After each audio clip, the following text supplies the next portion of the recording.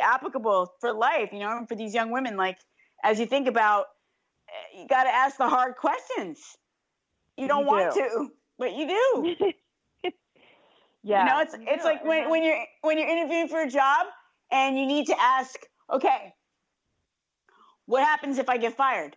What's the severance look like?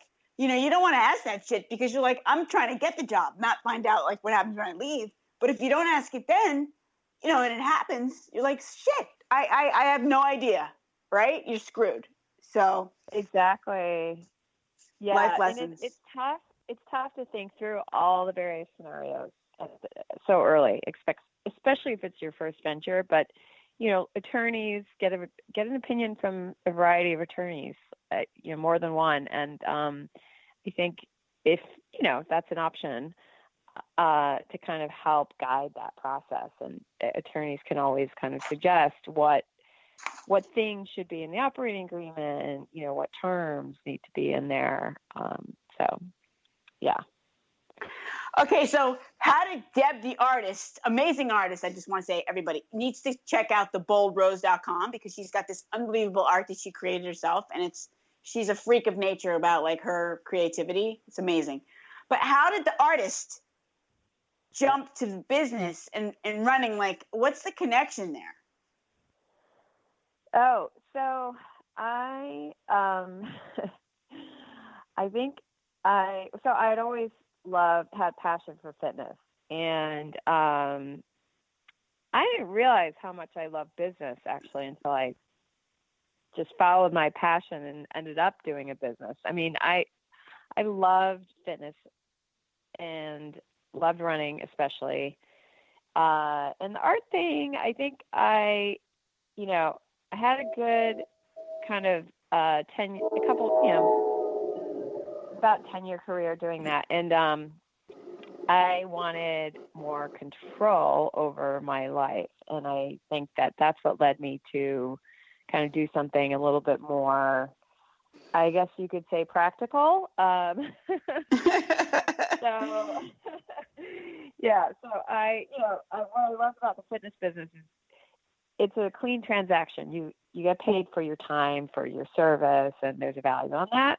With art, it's a little different. It's very arbitrary. The value is arbitrary, and there's not a lot of control over your income. So the art as a business, love art. Did not love art as a business. Love fitness as a business as well. So I think, I could wrap my head around the business aspect of fitness. And I had an incredible trajectory in fitness early on as soon as I decided to go in that direction. And I actually never looked back until recently. I know, until recently. And now you're going back to the art. You're coming like full circle. And so let's hear a little bit about that because it's so interesting, the Bold Rose, and like how you came to that, right? Like how did you? It's interesting though. You have all these different facets. You're a very interesting and amazing, incredibly intriguing woman. So, and very humble, I might add, which is also very endearing. Yeah, just so you know, listeners. So I met Deb in class. She was one of my students at NYU, and she basically, the day everybody like introduced who they are and everything, and she's like, yeah, I started this running club, in New York, like so like basically like under the radar. And then you come to find out like she like started this like major thing, and she's just sitting there like, okay, like, so you're just so cute, so sweet. Anyway, so how did you decide to do the Bold Rose? Let's hear about that. Oh, okay.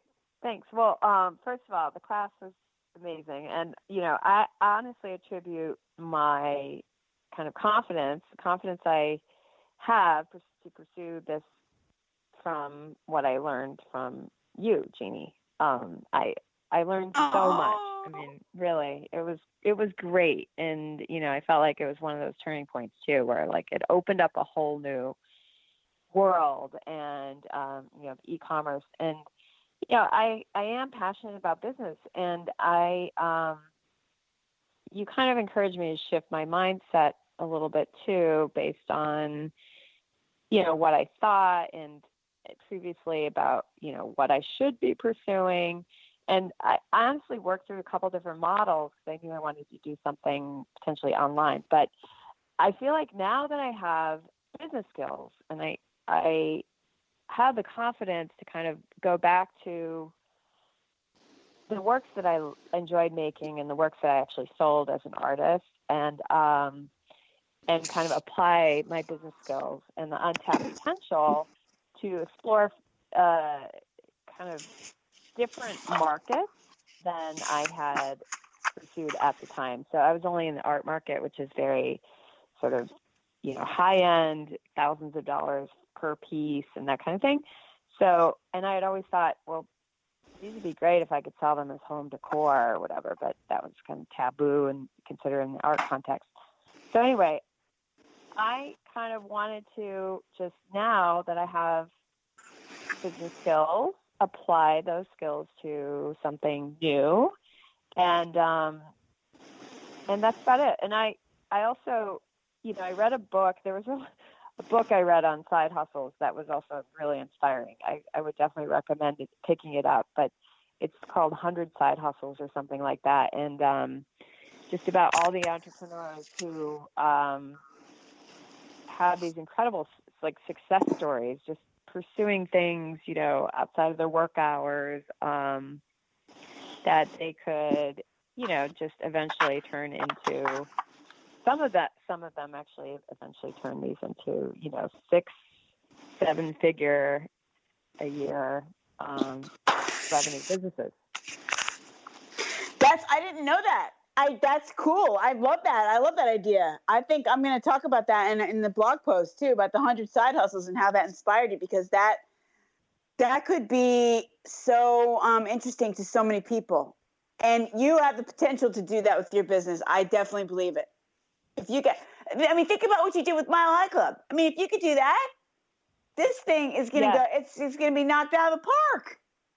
No doubt. Yeah. Oh, thank you. Well, yeah, I think it takes the pressure off. If you think of something as like a side hustle, obviously you want to be serious about it. You want to pursue it with strategy and have an intention. But if you're thinking about it as sort of like, this could work and not work, it kind of takes the pressure off. Yeah, exactly. Maybe have a little more fun with it. Yeah. And I mean, one thing, I always advise people that are starting a business is to make sure they have some kind of an other income at the same time. It doesn't have to be like a major job, but something else. So you're not so, like you said, it takes the edge. It takes the edge off. Like there's too much stress and pressure about bills. And these young women that are graduating from college and they want to start a business, I say go for it. But I also say, get something on the side, a waitressing job, something else, so that you're not starving. Yeah, exactly. Yeah. So, from your perspective, what's your best advice for young women graduating and going into business or they're artists or whatever? Like, what's your big sexy advice for these people? I would say, I think staying positive as an entrepreneur is really important, because you're going to face obstacles along the way, and it's your belief and your drive that will get you there. But you have to believe in yourself.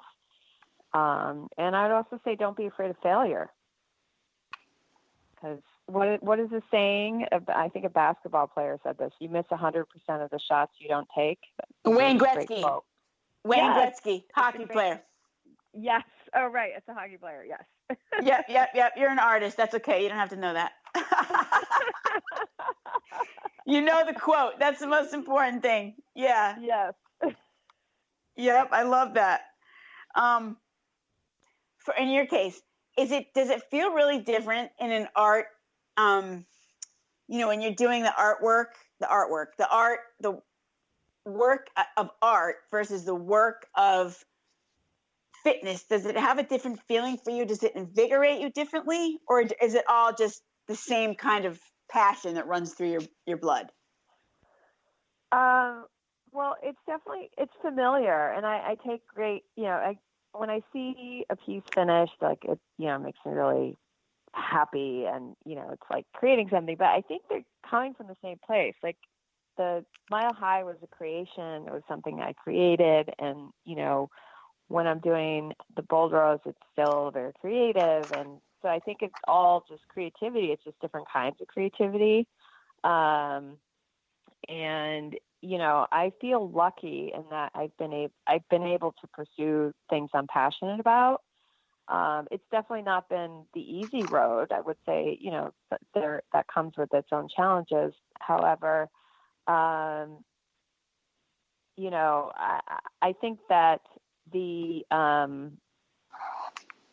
thing that I'm excited about is learning. And, if people in design or home design or whatever might look at my concept and say, oh, that's not going to work. Like, there's no way that can work. And, but, I feel like I want to find that out for myself. And I want to, this is mine, 100% mine.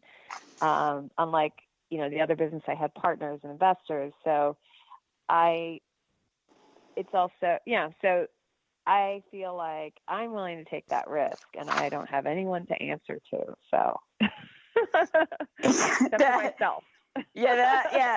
That's very empowering. Very empowering. I think that's really interesting, though. I mean, we're going to have to wrap up now, but I think I love leaving it on that note. Like, it's all coming from the same place, the creativity. You're creating those things. And so that's really, really interesting. And to think about, especially students and women that are like in the art field or creative fields, that they can start to think about in that way. They can think about business or whatever in that way. And it doesn't make it so uncomfortable. That's really awesome. So thank you for that. Cool. Yes. You're welcome. All right. What is the best way for our listeners to find you? Oh, I guess LinkedIn. LinkedIn is a good place.